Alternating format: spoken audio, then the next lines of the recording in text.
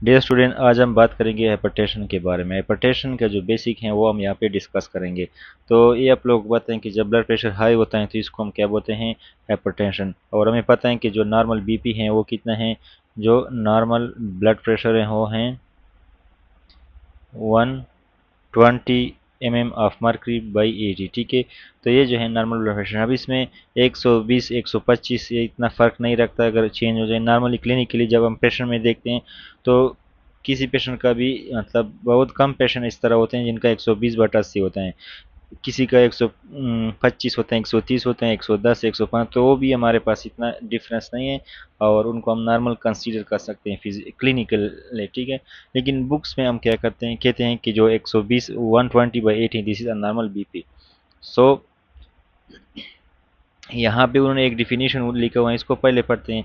तो जब अगर हमारे पास परसिस्टेंट सिस्टोलिक बीपी, अगर persistent systolic BP more than 130 हो जाए, यानी 130 से ज़्यादा हो जाए, या डायस्टोलिक बीपी जो है वो मोर देन जो है 80 हो जाए, so that is called as hypertension. So systolic BP अगर 130 से बढ़ जाए, ठीक है, और डायस्टोलिक बीपी 180 से ज़्यादा हो जाए, 80 से ज़्यादा हो जाए, तो this is called as a hypertension. लेकिन इसको हम थोड़ा मेडिसिन के लिहाज से पढ़ेंगे। तो ये हमारे पास असल में इसमें कुछ गाइडलाइंस हैं और उन्होंने ब्लड प्रेशर के पेशेंट को डिवाइड किया हुआ है। इसमें सबसे पहले जो हैं JNC गाइडलाइंस। ठीक है, JNC गाइडलाइंस जो हैं इनमें हमारे पास तीन किस्म के कैटेगरीज आते हैं। एक होता है प्री हाइपरटेंसिव, एक होता है stage 1 of the hypertension and the other is stage 2 of the hypertension. तो हर टाइप के जो है अपने अपने वैल्यूज़ होते हैं।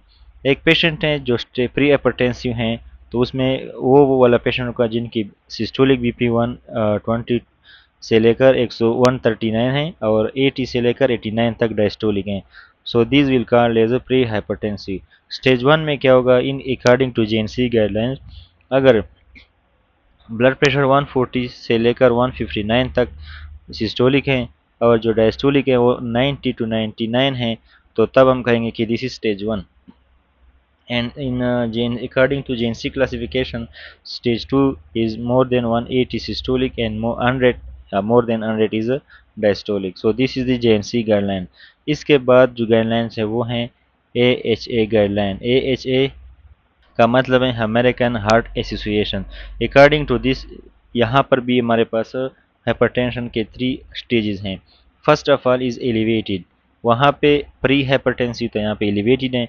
So this is 120 to 129 systolic and less than 80 is the diastolic. Stage number 1 is 130 to 139 systolic and diastolic is 80 to 89। अगर stage 2 है तो वहाँ पे जो है more than 140, 1 and 90 is the diastolic. So this is the AHA American association guidelines. ठीक है, तो यहाँ पे थोड़ा डिस्कस कर लेते हैं नॉकटर्नल डिप। तो हमें पता है कि जो हमें आपको पता होना चाहिए कि लेट से एक पेशेंट है, नॉर्मल है, ठीक है, एक नॉर्मल बंदा है, ठीक है, पेशेंट नहीं है, तो उसमें क्या होता है नाइट के टाइम पे तकरीबन 10 से लेकर 20% तक उसका ब्लड प्रेशर जो है फॉल होता है। यानी इसका मतलब ये है कि नाइट के टाइम पे ब्लड प्रेशर जो होते हैं कम होता है और सुबह और या दिन के 12 बजे जो ब्लड प्रेशर होता है वो ज़्यादा होता है। एंड नाइट के वक्त जो ब्लड प्रेशर में चेंज आते हैं, कमी आती हैं, वो 10 से लेकर 20 तक होती हैं। ठीक है, तो जो हाइपरटेंसिव पेशेंट्स होते हैं, यानी जो पेशेंट्स ब्लड प्रेशर के मरीज होते हैं, उनमें ये वाला डिप नहीं आता बिकॉज ऑफ देयर एबनॉर्मेलिटी। तो no nocturnal dip is found in the hypertensive patient. So approximately approximately 10 to 20% fall in the BP at night occur। ठीक है, नॉर्मल पेशेंट में, ठीक है, नॉर्मल बंदे में, ठीक है। So this is occurring in normal people. Normal जो लोग होते हैं, नॉर्मल पीपल में ये चीज़ होती हैं, यानी ब्लड प्रेशर 10 से लेकर 20% तक इसमें कमी आती है। But no nocturnal dip in hypertensive patient. जो हाइपरटेंशन के जो मरीज होते हैं उनमें नाइट के टाइम डिक्रीज जो है नहीं आता। इसके बाद जो है बीपी वैल्यूज जो होते हैं I are highest at 12 noon, यानी ये जो ब्लड प्रेशर की वैल्यू हैं सुबह या सुबह से फिर बाद में जो 12 बजे होते हैं वहाँ पे दिन के या दोपहर के वक्त क्या होते हैं ब्लड प्रेशर की वैल्यू जो है मैक्सिमम होते हैं, यानी ज़्यादा होती हैं। इसके बाद जो है अब चूँकि ब्लड प्रेशर जो है दिन के वक्त बढ़ जाता है, so anti hypertensive drugs are taken in early morning. जो ब्लड प्रेशर की दवाई हैं वो हम सुबह सवेरे लेते हैं, क्यों? To prevent increase in the BP due to peripheral vasoconstriction in the morning. यानी मॉर्निंग से लेकर 12 बजे तक और इस तक जो है ब्लड प्रेशर नॉर्मली थोड़ा ज़्यादा होता है। तो इस टाइम पे हम क्या लेते हैं, ब्लड प्रेशर की दवाई लेते हैं, ताकि जो सुबह के वक्त ब्लड वेसल जो कंस्ट्रिक्शन करते हैं, यानी सुबह के वक्त ब्लड वेसल में कंस्ट्रिक्शन रहता है, और इस कंस्ट्रिक्शन को प्रिवेंट करने के लिए और बीपी इंक्रीज को प्रिवेंट करने के लिए हम सुबह को जो है हाइपरटेंशन की दवाइयाँ लेते हैं। इसको अब यहाँ पे थोड़ा पढ़ लेते हैं। रिस्क फैक्टर्स क्या क्या हैं, यानी किन चीज़ों की वजह से ब्लड प्रेशर ज़्यादा होता है। उम्र के साथ, अगर उम्र ज़्यादा है, ओबेसिटी ज़्यादा है, मतलब मोटा है बंदा, डायबिटीज़ है, जिन पेशेंट का डायबिटीज़ होता है उनमें ब्लड प्रेशर ज़्यादा होगा। फिजिकल इनएक्टिविटी, जो सुस्त लोग होते हैं, जो काम नहीं करते, एक्सरसाइज जो लोग नहीं करते, उनमें हाइपरटेंशन ज़्यादा होता है। High sodium diet, high sodium diets यानी मतलब जो लोग ज़्यादा नमक खा लेते हैं उनमें जो है हाइपरटेंशन होता है। और इसकी वजह है कि जो सोडियम है ये वाटर को क्या करते हैं, अपने साथ ले जाते हैं, और फिर ब्लड वॉल्यूम इंक्रीज हो जाता है। एक्सेसिव अल्कोहल इंटेक, जो लोग शराब पीते हैं। टोबैको स्मोकिंग, जो सिगरेट पीते हैं। फैमिली हिस्ट्री, कुछ लोगों में ये जो है फैमिली हिस्ट्री में होते हैं, जेनेटिकल होता है। Incidence is greatest in black more than white, white more than Asian population. यानी जो लोग ब्लैक लोग होते हैं उनमें सबसे ज़्यादा चांसेस होते हैं हाइपरटेंशन के। इसके बाद वाइट जो लोग होते हैं, जो अमेरिकन वगैरह होते हैं, ठीक है, और इसके बाद एशियन पॉपुलेशन जो है, इनमें सबसे कम चांस होते हैं ब्लड प्रेशर के, यानी हाइपरटेंशन के। इसके बाद हाइपरटेंशन के फीचर्स पढ़ेंगे, ठीक है। 99 अब हमारे पास जो हाइपरटेंशन है, ये टाइप्स इसके दो हैं। एक होता है प्राइमरी, और जो दूसरा है वो है सेकेंडरी। जो प्राइमरी होता है वो क्या है, मोस्ट कॉमन है, ठीक है। जो मोस्ट कॉमन हाइपरटेंशन है वो क्या है, प्राइमरी वाला है, ठीक है।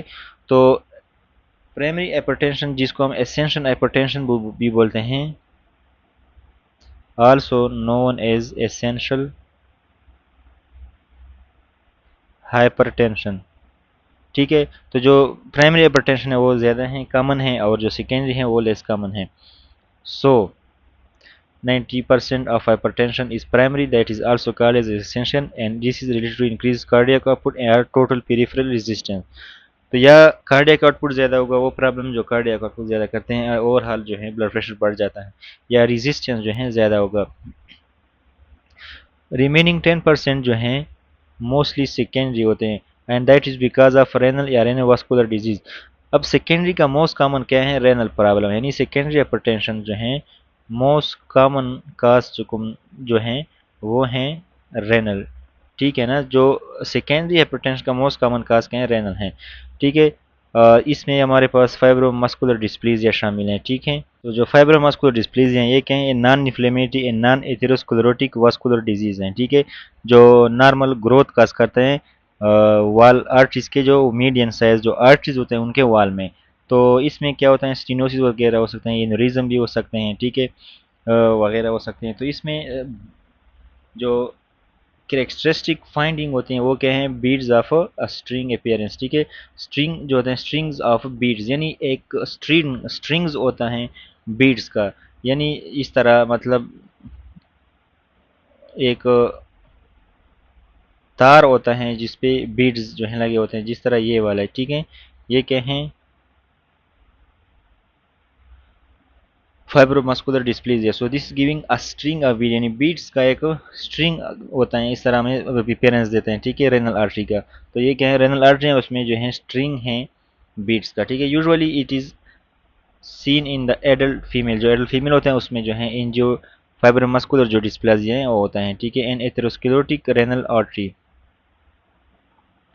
स्टीनोसिस हो सकते हैं। एंड प्राइमरी हाइपर अल्डोस्टेरोनिज्म, यानी हाइपर अल्डोस्टेरोनिज्म हो सकते हैं। हाइपर अल्डोस्टेरोनिज्म जो है, इसमें अल्डोस्टेरोन की जो लेवल हैं वो क्या होते हैं, ज़्यादा होते हैं।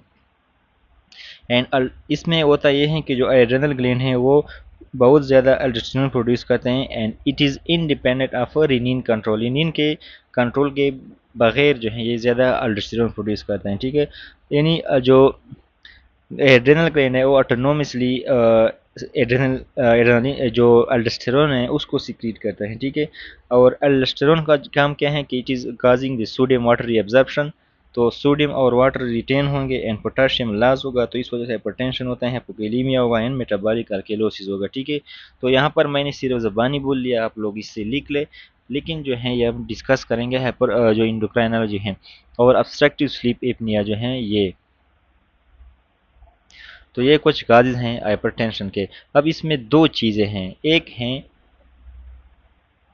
इसमें दो इंपॉर्टेंट चीज़ें, एक है हाइपरटेंसिव अर्जेंसी और एक होता है हाइपरटेंसिव इमरजेंसी। अब यहाँ पे सीवियर ब्लड प्रेशर होगा दोनों केसेस में, सीवियर हाइपरटेंशन होगा यानी 180 बाई 120 से ज़्यादा होगा, लेकिन विदाउट होगा एक्यूट इन अर्गन डैमेज, जिसमें अर्गन डैमेज नहीं होगा, कोई भी अर्गन है, आई है, किडनी है वगैरह, कोई भी अर्गन डैमेज नहीं होगा। इमरजेंसी में क्या होता है, formally called as a malignant hypertension, इसको हम मेलिग्नेंट हाइपरटेंशन बोलते हैं।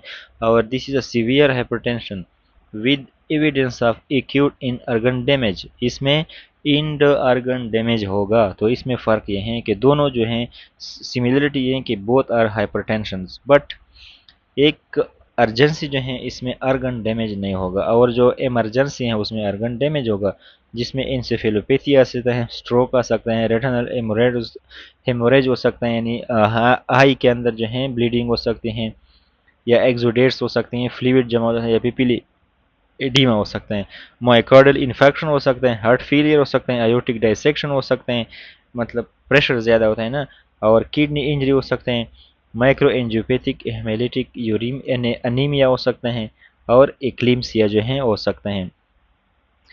आर्टेरियोल्स में शो फिब्रिनाइड निक्रो, आर्टेरियोल में जो है फिब्रिनाइड निक्रोसिस भी हो सकते हैं। इसके बाद जो है प्री डिस्पोज, ये पेशेंट जो होते हैं किन किन बीमारियों को जो है वर्नरेबल होता है, coronary artery disease, left ventricular hypertrophy, heart failure and atrial fibrillation, और aortic dissection, aortic aneurysm, stroke, CKD, hypertensive nephropathy जिसको हम बोलते हैं, एंड रेटिनोपैथी। तो ये भी हमारे पास कॉम्प्लिकेशन है।